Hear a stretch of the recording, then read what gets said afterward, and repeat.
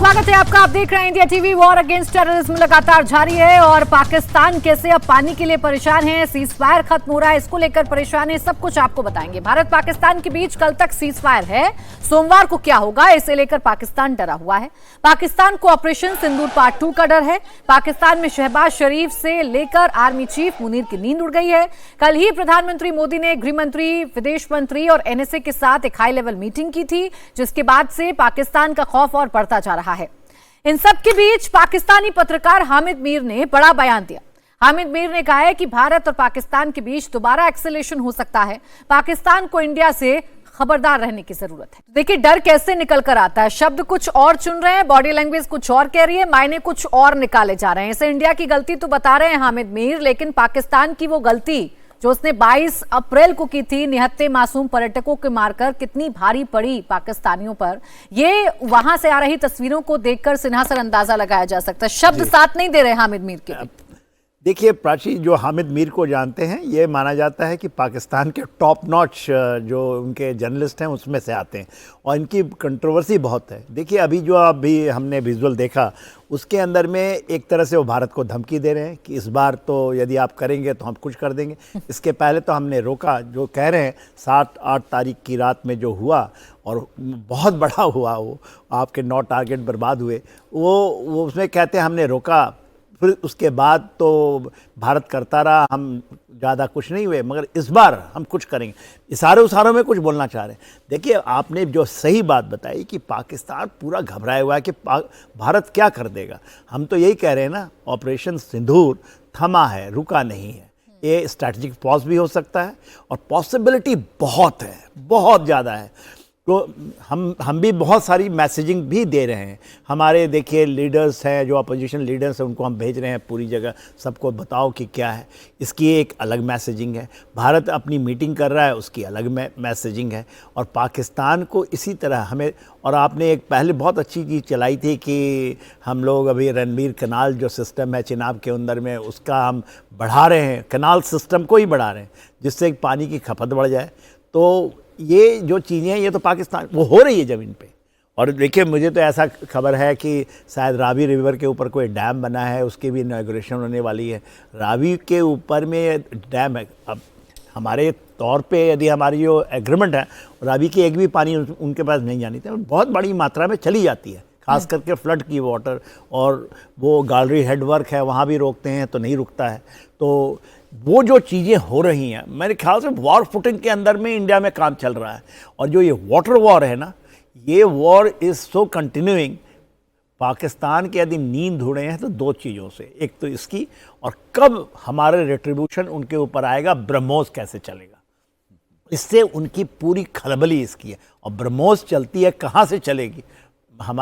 हमारे जो रणबांकुड़े हैं, हमारे जो एयर वॉरियर्स हैं, या हमारे जो जल के ऊपर में लोग हैं, वो जो कहाँ से आएगी इनको पता नहीं है। और वो इतनी ब्रह्मास्त्र है, ब्रह्मा का अस्त्र है वो।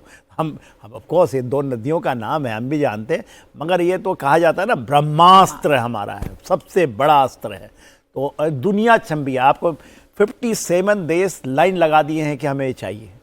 तो नहीं, अब उसकी कितनी शक्ति है तो पाकिस्तान खुद ही बता रहा है ना। वो ब्रह्मोस कितना सटीक निशाना मारती है, ये तो पाकिस्तान से बेहतर कोई नहीं जान सकता। Major general SP Asthana sir, सवाल जो पाकिस्तानियों के जहन में सबसे ज्यादा है, हिंदुस्तान ने तो 23 मिनट के ट्रेलर में दिखा दिया हमारी पिक्चर कैसी होगी, और हिंदुस्तान की आवाम भी ये जानती है कि हम तो पाकिस्तान को बहुत मारेंगे, पाकिस्तान के अंदर घुसकर मारेंगे। लेकिन पाकिस्तानी आवाम को ये समझ नहीं आ रहा कि सीज फायर कल तक है, मंडे को फिर डिसाइड होना है। बार बार चेताया जा रहा है भारत की तरफ से कि प्रोबेशन पीरियड पर हो, कुछ भी करोगे फिर मारेंगे, और ऐसा मारेंगे कि इस बार अमेरिका भी आपको नहीं बचाएगा। तो ये डर उनका कितना जायज है, क्या होने जा रहा है अब आगे? देखिए डर जायज़ है, क्योंकि पाकिस्तान में जो परेशानी है वो कई तरफ से है।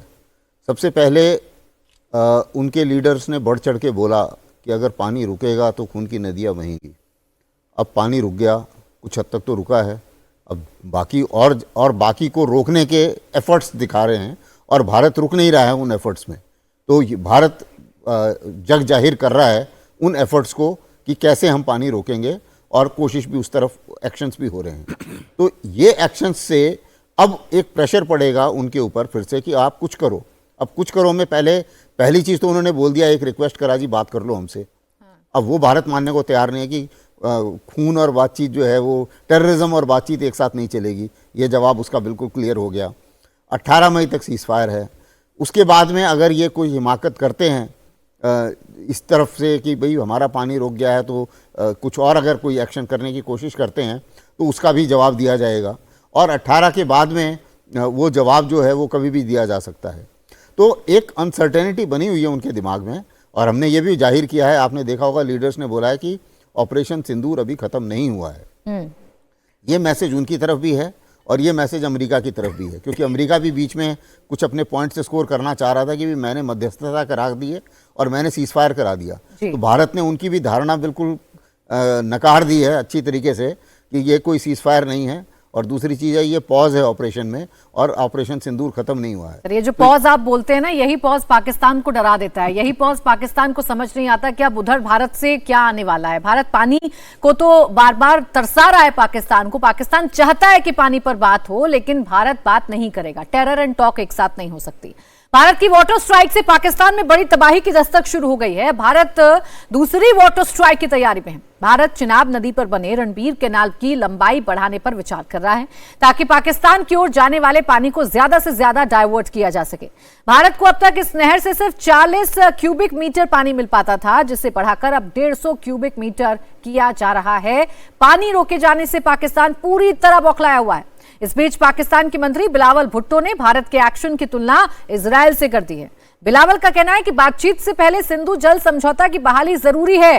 वहीं पाकिस्तान के डिप्टी पीएम पानी रोकने को एक बार फिर एक्ट ऑफ वॉर बता रहे हैं। पाकिस्तान के पास कुछ नहीं बच रहा, पानी के लिए तरस रहा है बहलसर, और वो पानी भारत की तरफ से अब उससे दिया नहीं जाएगा। अगर आप खून बहाएंगे तो हम पानी आपकी तरफ नहीं बहने देंगे। आप इसे एक्ट ऑफ वॉर मान लीजिए, आप इसे इजराइल जैसा कारनामा मान लीजिए, आप कुछ भी मान लीजिए, लेकिन भारत बहुत लाउड एंड क्लियर पूरी दुनिया को सर ये तो बता रहा है ना कि भाई टेरर करेंगे तो ना टॉक होगी, ना कोई ट्रेड होगा, ना आपको पानी दिया जाएगा। बिल्कुल सही कह रहे हैं आप प्राची जी। ये ट्रीटी साइन हुई थी 1960 में। 3 रिवर्स इन्वॉल्व हैं इसके अंदर, इंडस, चेनाब और झेलम। लेकिन क्यों साइन हुई थी ये ट्रीटी? ट्रस्ट और फ्रेंडशिप से, डेवलपमेंट और कोऑपरेशन की ट्रीटी थी।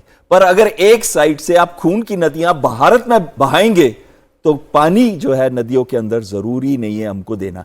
70 से 80% पानी हम दे रहे थे पाकिस्तान को इन नदियों का, और हमारे पास क्या आ रहा था? 20 से 30% पानी हम आपका लुक आफ्टर कर रहे थे। और आपने क्या किया? हमारी ही पीठ में खंजर मार दिया। अब क्योंकि ट्रस्ट और फ्रेंडशिप पे क्वेश्चन आ चुका है, तो ये ट्रीटी को हमने सस्पेंड कर दिया है। आपने कहा हम कैनाल की लेंथ बढ़ा रहे हैं, 60 किलोमीटर कर रहे हैं, और साथ में क्या हमारे एरियाज को J&K के अंदर, उमर अब्दुल्ला भी तो यही कहते हैं, क्या हमारे एरियाज को पानी नहीं मिलना चाहिए, डेवलपमेंट नहीं करनी चाहिए? क्या हमें जरूरत नहीं है इलेक्ट्रिसिटी की? तो ये बहुत जरूरी है कि ये कैनाल बने, लेकिन साथ साथ बने टुलबुल प्रोजेक्ट का, साथ साथ बने वो प्रोजेक्ट जो सबसे बड़ी फ्रेश वाटर लेक है, वुलार लेक, जो इंडिया की सबसे बड़ी लेक है फ्रेश वाटर, उसके ऊपर बने, ताकि हम फ्लड एंड वाटर मैनेजमेंट भी कर सके। हम वो पानी जो हमारे देश को चाहिए, J&K की डेवलपमेंट के लिए चाहिए, वो वहां पे जा सके। हां, अगर आप हमारी बात नहीं मानेंगे, आप आतंकवाद का रास्ता अपनाएंगे, तो हम गेट बंद भी कर सकते हैं और खोल भी सकते हैं बैराजेस के। और जब भी हम बंद करेंगे तो सूखा होना ही है, और जब भी हम खोलेंगे तो फ्लड्स भी आ सकते हैं, और डेटा मैनेजमेंट हम करेंगे नहीं, आपको बताएंगे नहीं। इसीलिए बहुत जरूरी है पाकिस्तान के लिए कि अब भी सुधर जाए, आतंकवाद का रास्ता छोड़ दें, आतंकवाद को टूल की तरह ना इस्तेमाल करें। नहीं तो ये फंदा आपके लिए ऐसा साबित होगा कि आपका पंजाब भी नहीं बचेगा और सिंध भी नहीं बचेगा। अब पानी बहुत जरूरी है पाकिस्तान के लिए, लेकिन पानी पाकिस्तान को मिल नहीं रहा। घर में घुसकर पाकिस्तान को मारा जा रहा है, उसके आतंकवाद को खत्म किया जा रहा है, आतंकवादियों को निशाना बनाया जा रहा है, एयरबेस को तबाह किया जा रहा है, कैजुअलिटी हो रही है पाकिस्तान में, लेकिन पाकिस्तान समझ नहीं रहा है। पानी उसे अभी मिलेगा नहीं। पाकिस्तान सिर्फ बूंद बूंद पानी के लिए नहीं तरसेगा, बल्कि भारत ने अब पाकिस्तान को इंटरनेशनल मंच पर बेनकाब करने की तैयारी पूरी कर ली है। केंद्र सरकार ने एक ऑल पार्टी डेलीगेशन बनाया है। डेलीगेशन पहलगाम हमले और उसके बाद पाकिस्तान पर किए गए ऑपरेशन सिंदूर को लेकर झूठे प्रोपेगेंडा की पोल खोलेगा। लेकिन अब डेलीगेशन को लेकर कांग्रेस ने पॉलिटिक्स शुरू कर दी है। केंद्रीय संसदीय मंत्री किरण रिजिजू ने आज सुबह एक्स पोस्ट करके डेलीगेशन की लिस्ट जारी की। उसमें 7 डेलीगेशन को लीड करने वाले सांसदों के नाम हैं। इस लिस्ट में टॉप पर शशि थरूर का नाम है। अब इसे लेकर कांग्रेस ने सवाल उठा दिए हैं सरकार पर। रिजिजू के एक्स पोस्ट का जवाब कांग्रेस के सीनियर लीडर जयराम रमेश ने दिया। जयराम ने एक्स पोस्ट में लिखा कि कल रिजिजू ने खड़गे और राहुल गांधी से बात की थी। कांग्रेस से 4 सांसदों के नाम मांगे गए थे और कल ही कांग्रेस की तरफ से 4 सांसदों के नाम दे भी दिए गए थे, जिसमें शशि थरूर का नाम नहीं था। वहीं सरकार की तरफ से डेलीगेशन में नाम शामिल किए जाने पर थरूर ने खुशी जाहिर की है। थरूर ने सोशल मीडिया पर पोस्ट करके लिखा है कि जब बात राष्ट्रहित की हो और मेरी सेवाओं की जरूरत हो तो मैं पीछे नहीं हटूंगा। भारत का ये कदम है पाकिस्तान को एक्सपोज करने के लिए। ऑल पार्टी डेलीगेशन जो अलग अलग देशों में जाएगा पाकिस्तान के प्रोपेगेंडा को ध्वस्त करेगा और इसी में विपक्ष के नेताओं को भी शामिल किया गया है, जिस पर सियासत भी थोड़ी बहुत इस वक्त देखने को मिल रही है।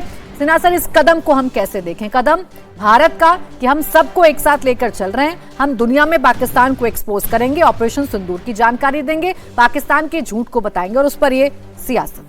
देखिए प्रीति, ये बहुत बड़ा स्टेप है। जब हम कह रहे हैं कि हमारा ऑपरेशन सिंदूर थमा है, रुका नहीं, उसी बीच हम पूरे विश्व के अंदर में ये मैसेजिंग, मेरे ख्याल से उसके 3 पॉइंट हैं। एक तो कश्मीर का क्या मुद्दा है, कश्मीर हमारा कैसे अभिन्न अंग है, इसके ऊपर में सबको, एक ह्यूमन राइट के ऊपर में है, और ये ऑपरेशन सिंदूर के ऊपर में ब्रीफिंग नहीं है। ये लोग जा रहे हैं और दुनिया के हर एक कोने में मेरे हिसाब से 7 डेलीगेशंस हैं और उसको अपोजिशंस लीडर उसको हेड कर रहे हैं।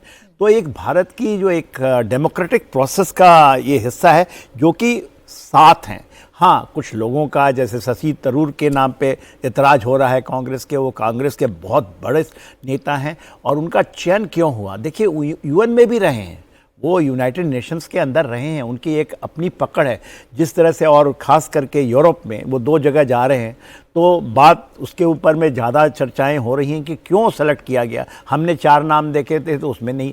तो यदि कांग्रेस मानती है कि यहाँ भी राजनीति करें, क्योंकि देखते हैं वहाँ के कांग्रेस के बहुत सारे नेताएं जाते हैं अमेरिका में जाकर के भारत विरोधी बातें करते हैं। शशि थरूर एक रिकॉग्नाइज्ड वेरी बैलेंस्ड हैं और उनका डंका बजता है। यूएन में बहुत बड़ा एक्सपीरियंस है उनके, और जो उनकी एक परसेप्शन के अलावा जो डिलीवरी है वो इतनी क्रिस्प है और इतनी अच्छी है, सटीक है कि वो निशाने पे लगती है। तो मेरे ख्याल से हमें तो अपने देश की जो खोजी हुई इस तरह की शक्तियां हैं उसको निकाल के भेजनी चाहिए।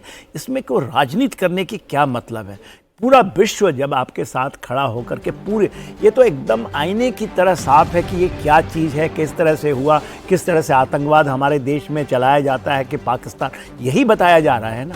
कश्मीर हमारा अभिन्न अंग है, इसकी बात हो रही है। कैसे ह्यूमन राइट, यदि आप बताइए कि 22 अप्रैल के अंदर में जो जघन्य अपराध किया 26 लोगों का, वो यदि उसके बारे में आप खुलकर बताएंगे, यही चीज़ें बताने जा रहे हैं। तो कोई ऑपरेशन की हमने ये किया, हमने ये मारा, ये नहीं ब्रीफिंग है। इसकी ब्रीफिंग दूसरी है, जैसा मैंने पढ़ा है कि इनको क्या टर्म्स ऑफ रेफरेंस दिया गया है। तो मेरा तो यही अनुरोध है अपोजिशन पार्टी से कि फॉर गॉड सेक, अभी बहुत टेस्टिंग टाइम है, ये एक बहुत लंबी लड़ाई है और भारत को जियो स्ट्रैटेजिकली इमर्ज आउट करना है। हमें नंबर 1 पोजीशंस में जाना है, चाहे इकोनॉमिकली, स्ट्रैटेजिकली और जो जियोपॉलिटिकल सिस्टम से, तो हमें मिल के चलना पड़ेगा। और एक बहुत सोचा समझा हमारे जो आज की जो सत्ताधारी लोग हैं उनकी है कि इनको बागडोर समाज कि आप चाहे बताएं। ठीक, और भारत सरकार ने बताया भी ये है कि India's continued fight against cross border terrorism, इसके बारे में जानकारी दी जाएगी पूरी दुनिया को। अलग अलग देशों में ये 7 जो डेलीगेशन हैं वो जाएंगे, जिसमें शशि थरूर का नाम है, रविशंकर प्रसाद हैं बीजेपी के, संजय कुमार झा हैं जेडीयू के, बैजनाथ पांडा हैं बीजेपी के, कनिमोझी करुणानिधि हैं डीएमके के, और सुप्रिया सुले एनसीपी से, श्रीकांत एकनाथ शिंदे शिवसेना से हैं। तो ये 7 लोगों के नाम हैं जिनको चयन किया गया है। मकसद यही है कि भारत का जो स्टेटस है, भारत का जो स्टैंड है, वो लाउड एंड क्लियर पूरी दुनिया के सामने रखा जाए।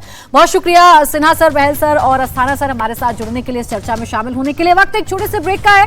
ब्रेक के उस पार शहबाज को पाकिस्तान में ही क्यों कहा जा रहा है झूठों का सरताज? भारत के अदृश्य योद्धा ने पाकिस्तान के सिस्टम को कैसे तहस नहस करके दिखा दिया? देशहित पर कांग्रेस क्यों कर रही है कलेश की पॉलिटिक्स? हर खबर पर होगी बात दोपहर 3 बजे।